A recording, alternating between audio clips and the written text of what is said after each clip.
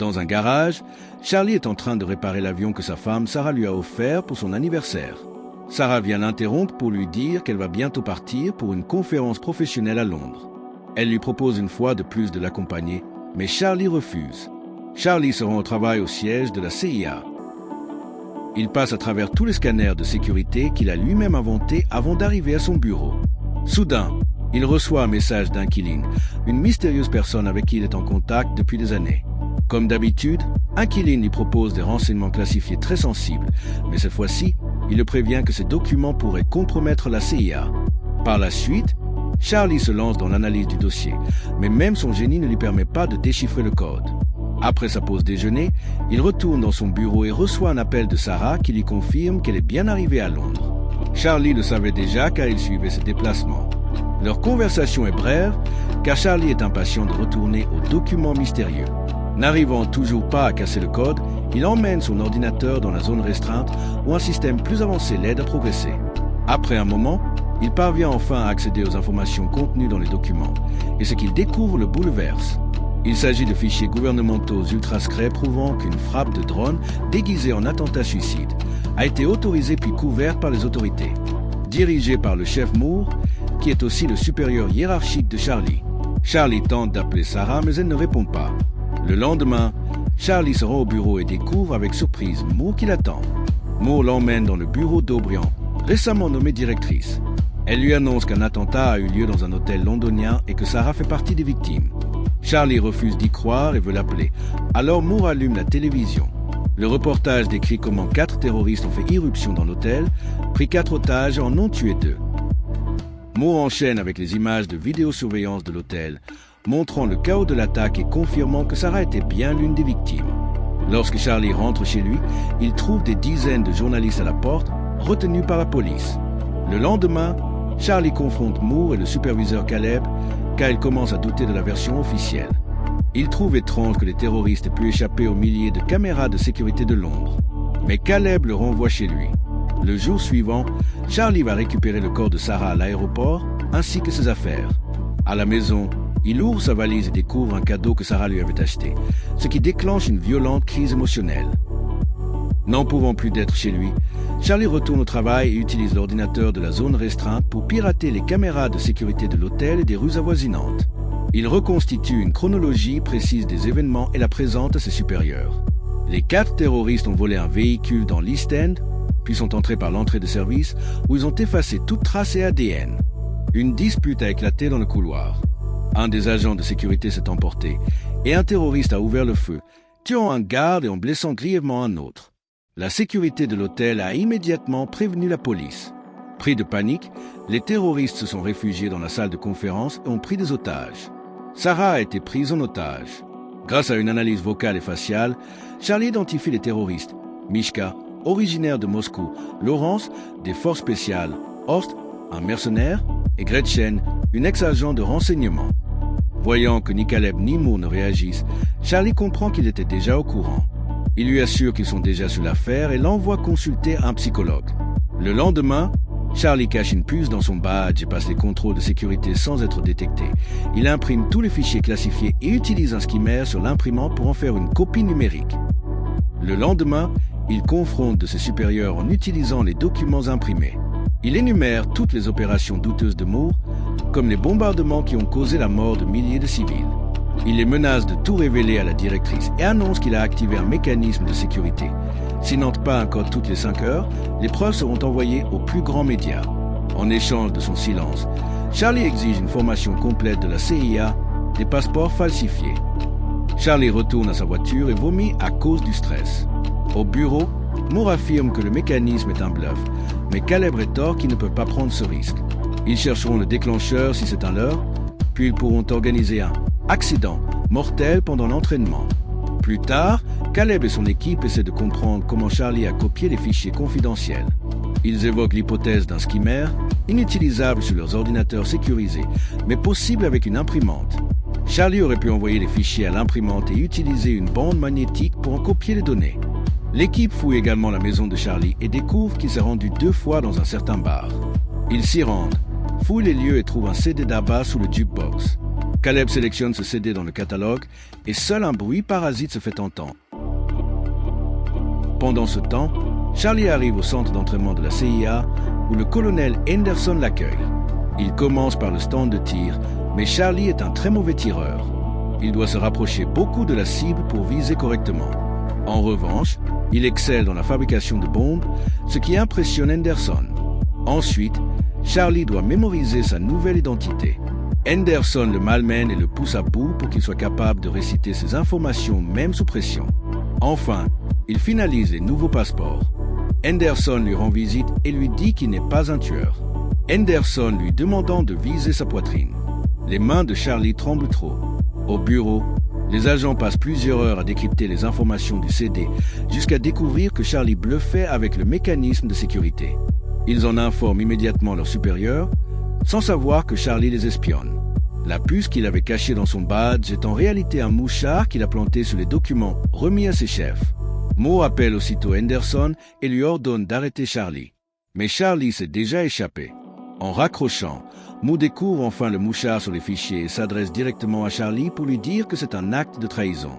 Charlie se débarrasse de son oreillette avant d'embarquer dans un avion. Il se dirige vers Paris. Moore envoie Henderson à sa poursuite. À Paris, Charlie loue une chambre d'hôtel près du restaurant que Gretchen fréquente. Elle finit par apparaître et il a localisé son téléphone.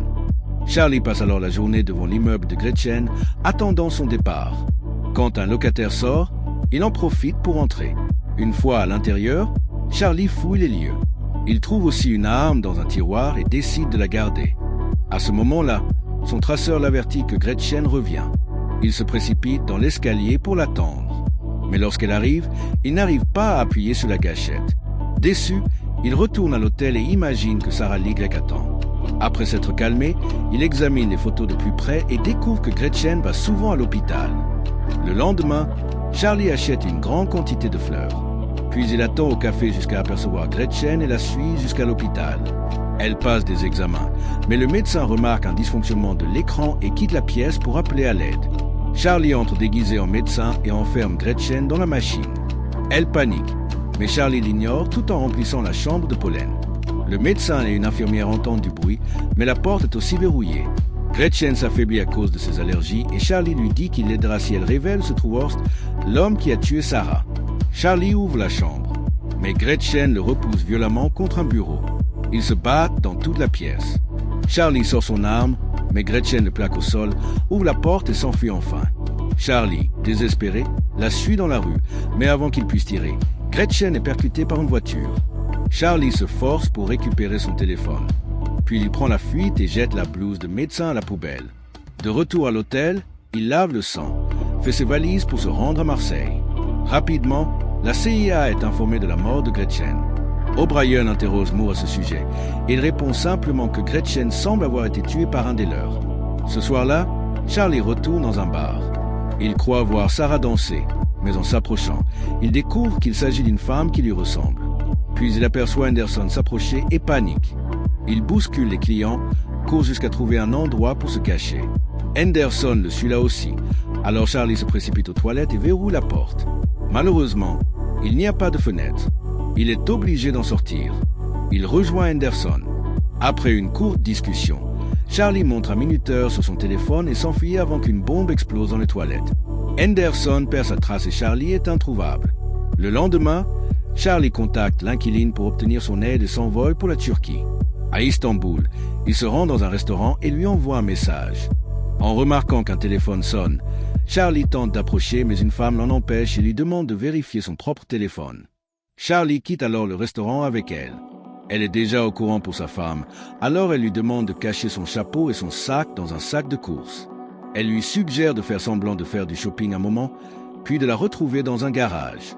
Peu après, Charlie la retrouve et elle le conduit chez elle. En chemin, l'inquiline lui raconte qu'elle est devenue aqueuse 6 ans plus tôt après la mort de son mari. Il était un atout de la CIA et travaillait aussi pour les renseignements russes. En fait, c'est lui le premier inquiline et c'est lui qui lui a tout appris. Si les Russes la retrouvent, elle a une arme pour se supprimer. Ensuite, il part de l'affaire. Horst est le chef qui engage les mercenaires pour Moore. Laurence est un trafiquant d'armes et l'inquiline accepte de se faire passer pour une vendeuse pour entrer en contact avec lui. Enfin, Il y a Mishka, qui voyage beaucoup et publie tout en ligne. En analysant de près ses photos, il repère une femme. Grâce à la reconnaissance faciale, il trouve son compte Instagram et confirme qu'elle est en Espagne. Le lendemain, Caleb ordonne à son équipe de surveiller les terroristes pour retrouver Charlie. O'Brien rencontre Moore et lui dit qu'elle veut qu'il arrête les opérations clandestines sans son autorisation. Moore lui répond que son prédécesseur lui avait fait le même discours et qu'il lui avait dit la même chose, qu'il avait tout son soutien. O'Brien monte dans sa voiture et son assistante lui montre une photo de Henderson en Espagne. O'Brien envoie alors un de ses propres agents pour le suivre. Charlie et l'inquiline localisent Mishka en piratant les caméras de sécurité d'un hôtel. Charlie se rend ensuite dans le même hôtel. Il apprend que Mishka aime nager dans la piscine qui relie les deux immeubles par le toit. Le jour suivant, Charlie fabrique un dispositif qu'il cache dans l'hôtel pour capturer Mishka. Ensuite, il le suit jusqu'au bar, sans se douter qu'Henderson dans le hall. Charlie remarque un homme suspect qu'il a déjà vu. Il comprend qu'il est suivi. Il en informe l'inquiline. Elle identifie l'homme grâce à son visage. C'est un agent de la CIA.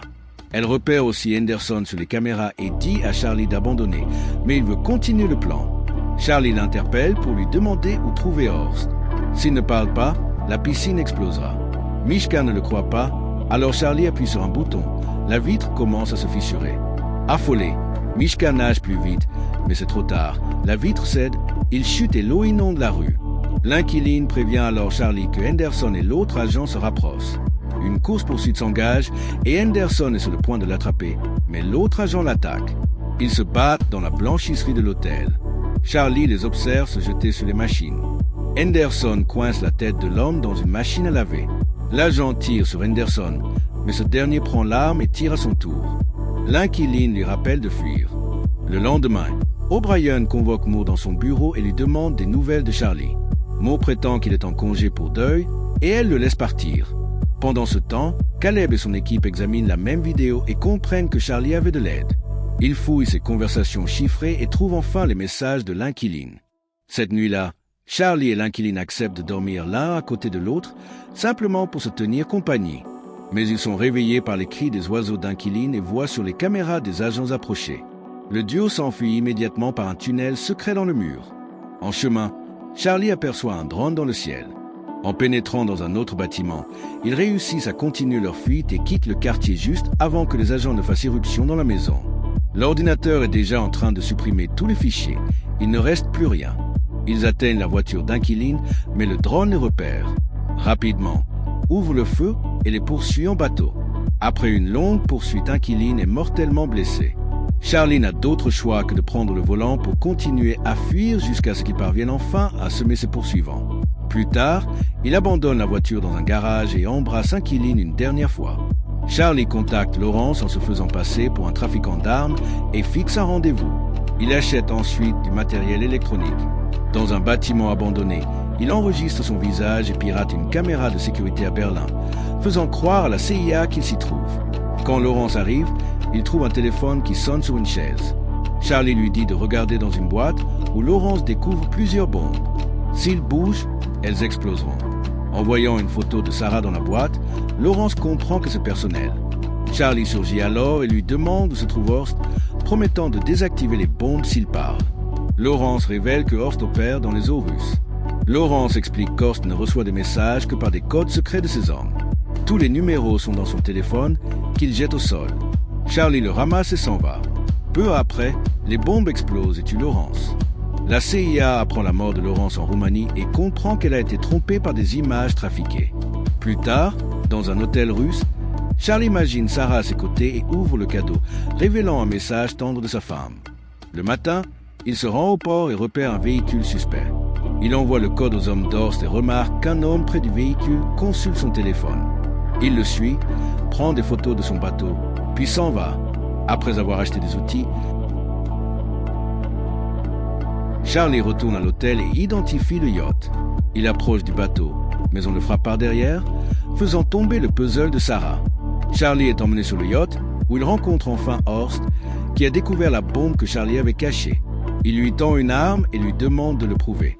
Charlie n'y parvient pas et pose l'arme. Soudain, le yacht change de cap, provoquant la panique. Charlie révèle qu'il en a pris le contrôle. Rapidement, le yacht est encerclé par la marine finlandaise et Interpol, qui arrête immédiatement Horst. O'Brien donne une conférence de presse pour annoncer que tous les agents corrompus ont été arrêtés. Henderson retrouve Charlie et lui dit qu'il est fier de lui. Après avoir visité la tombe de Sarah, Charlie rentre chez lui et finit enfin par faire voler son avion.